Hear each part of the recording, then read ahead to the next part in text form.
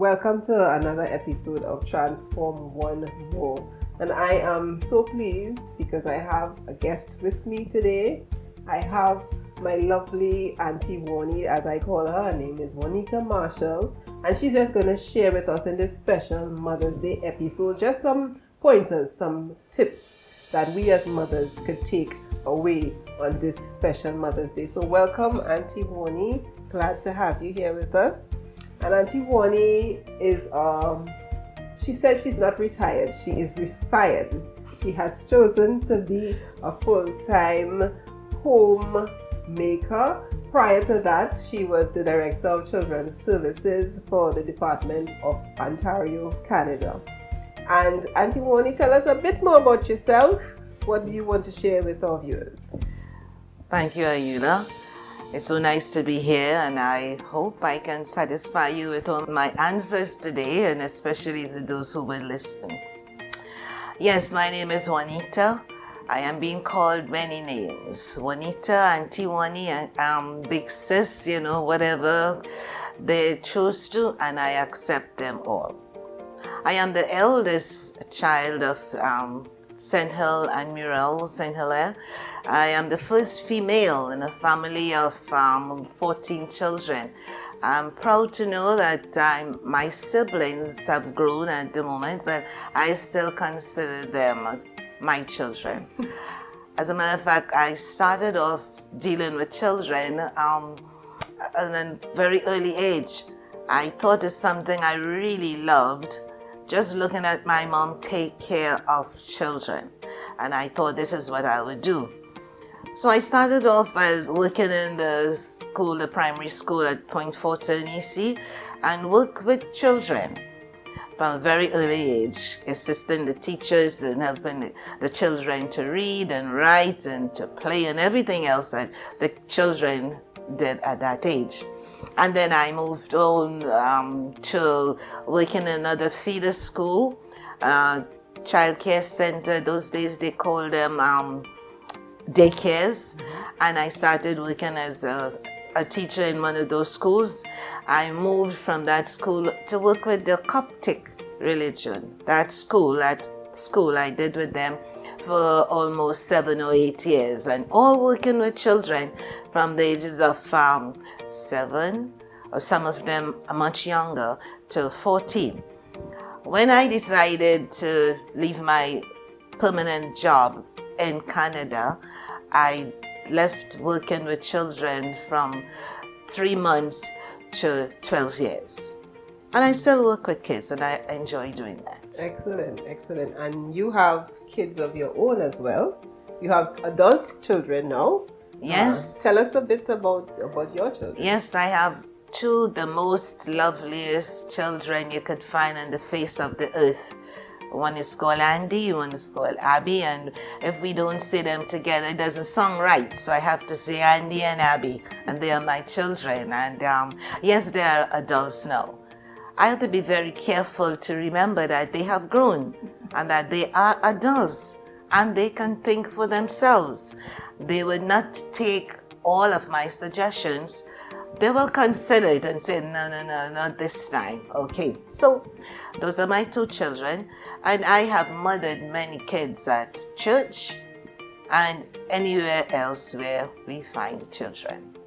And in terms of your mothering experience, so you have, starting from your own siblings, being the eldest girl, I'm sure that you would have had mothering responsibilities in supporting your mother, and then having your own children as well, and in the role of grandmother, and also children, what we consider mothers to all the children you've actually dealt with.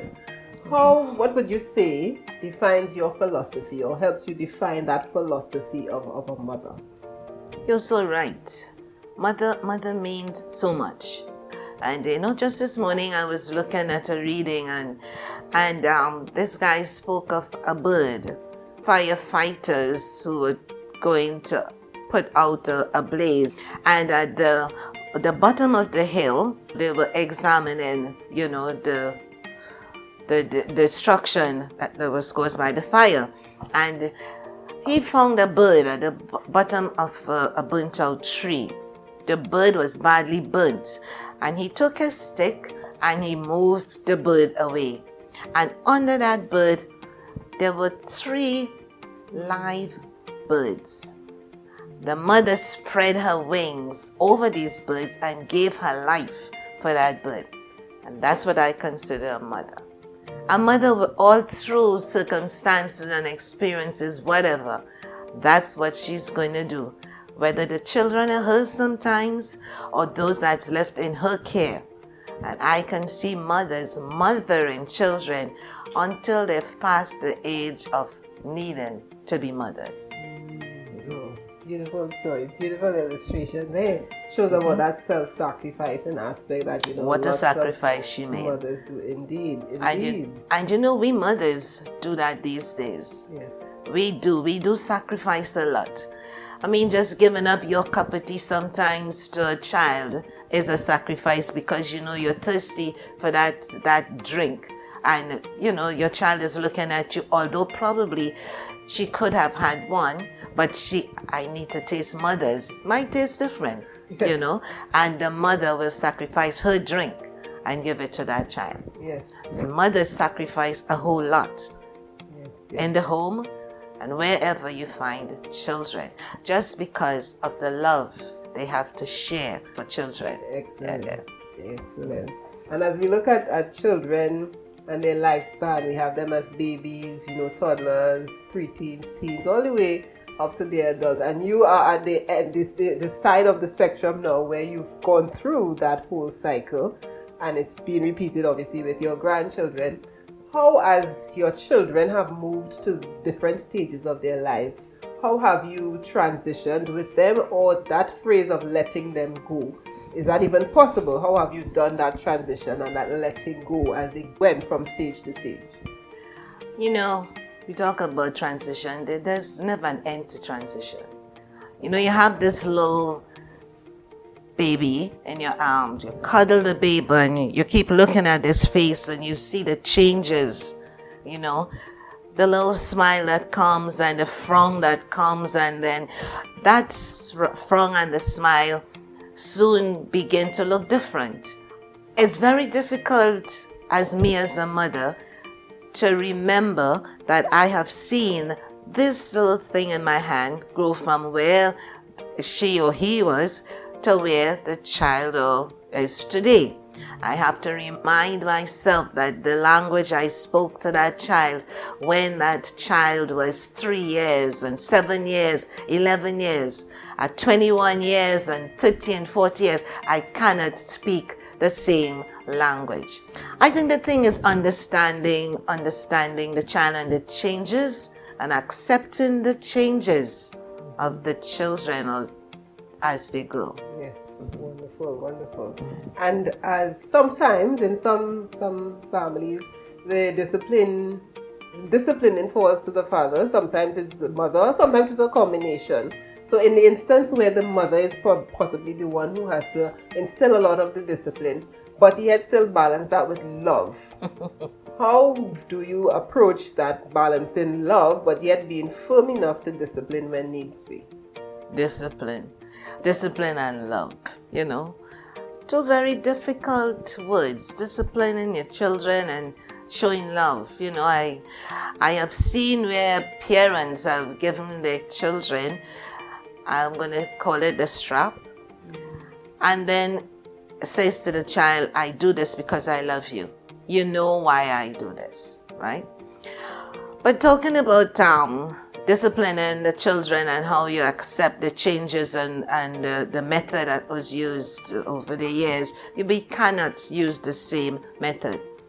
Communication to me is very important where children are concerned, and to me communication is the thing where the children really understand and where we build relationships and we get to know and understand the children. Above all, we have to ask God for wisdom. And talking about leaving the discipline in for the fathers, in my growing up years, I wish my father would discipline me all the time, because he might talk and that's it, and that's it. But my mother had to use everything that was really at hand, and there's nothing that passed her.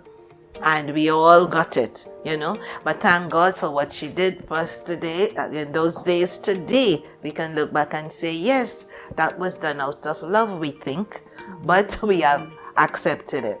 Okay.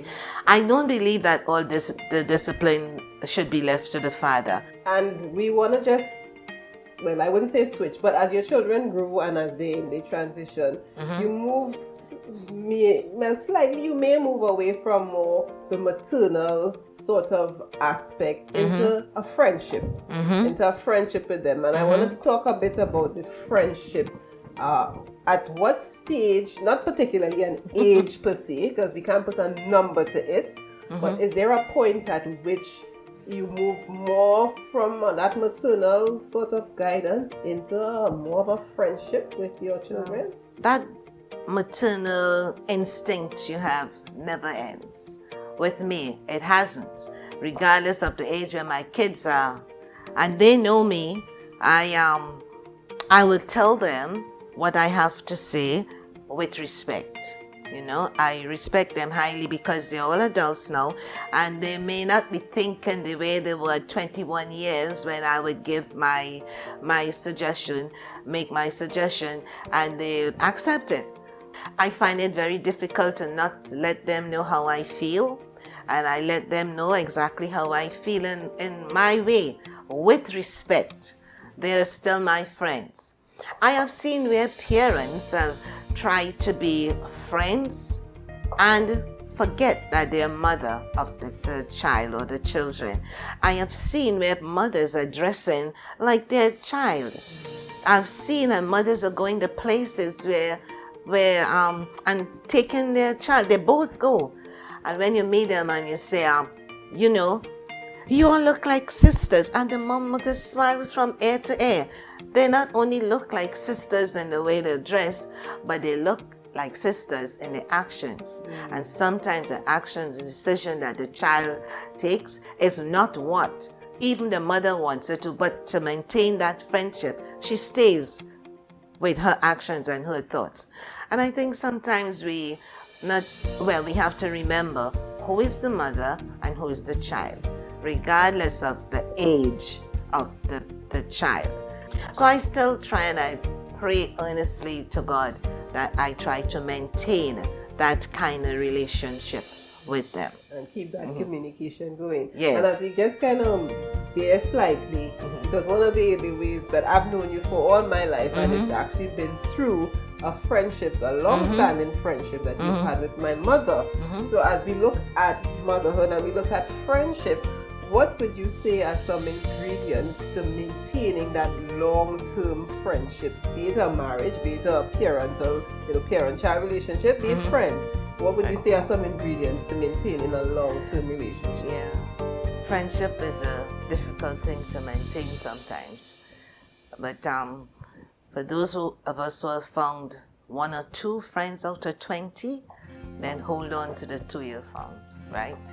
Now, your mom, Louise, has been my friend from early, if I say the age, you guys might try to figure out how old we are. But we're not going to give you the dates, but I'll just say that I've known her from in the early 60s. I've known your mom, and 60 could mean 61 and it could mean 69 too. So I've known her, for that class. And we have remained friends. Now, I went away to Canada, and she visited me there too, and we have an open communication, and I can tell her anything, anyhow, and sometimes she would answer, or she just put her teeth together and look at me. I know what she means, and sometimes, but we're never angry with each other. And like my kids, I would say to her, I know you heard me, you didn't answer, and I might repeat it again, and she would just say nothing. Days after, she might come back and say, you say something, there, but so and so, and that's our friendship. And we love each other.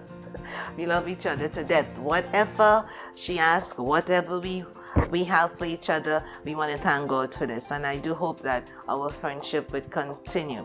I do hope we're setting a good example for you and your sibling, so that you could hold a friend and hold on to a friend, because to find a friend these days is a very difficult thing there. And always keep it on the right path. Excellent, Yes, excellent. And thank you, Auntie Wani, for having this conversation with us. So that's Auntie Wani, a mom, an educator, and a friend. And I hope that all the mothers that are listening out there, that you gleaned something from what Auntie Wani has said. And remember, as I say always, you were created to climb mountains and reach the top. You will learn, you will grow, you will succeed, because you are an overcomer, you are a conqueror, and you are a winner. Thank you once again, Auntie Wani. Thank you for having me. You're most welcome. I look forward to your next session. Indeed. Good day. Excellent.